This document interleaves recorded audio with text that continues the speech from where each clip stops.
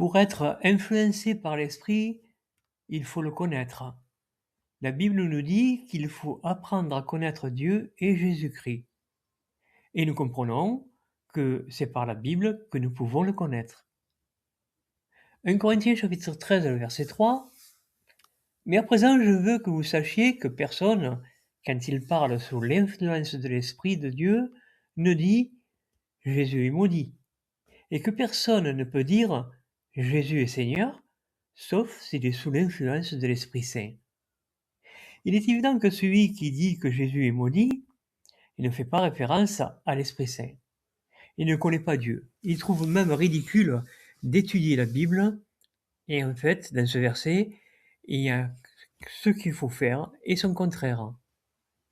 Ce qui nous oblige, bien sûr, à réfléchir. Pour être sous l'influence de l'Esprit Saint, il faut savoir ce qu'il dit. Et la Bible a été écrite sous le couvert de cet esprit, et nous comprenons donc que ce qui est contraire à cet esprit et qui n'est pas marqué dans la Bible ne vient pas de Dieu.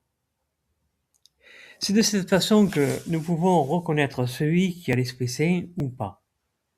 En lui posant des questions appropriées, nous voyons sa réponse qui devrait être conforme à l'Esprit Saint. Bien sûr, ce n'est pas une raison pour le rejeter, car il manque de connaissance, une connaissance que nous pouvons lui apporter. Ce verset nous donne un exemple, mais il existe beaucoup d'exemples, et la question ou les questions peuvent nous aider à progresser.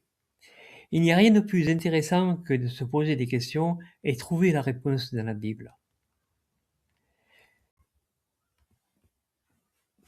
Si nous effectuons des choses régulièrement, voire même tous les jours, nous arriverons vite à une connaissance des Écritures. Mais pour cela, il ne faut pas regarder ce que disent les religions qui ne font que donner leurs pensées.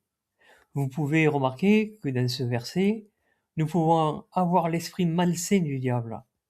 Et c'est par les paroles que nous pouvons le discerner.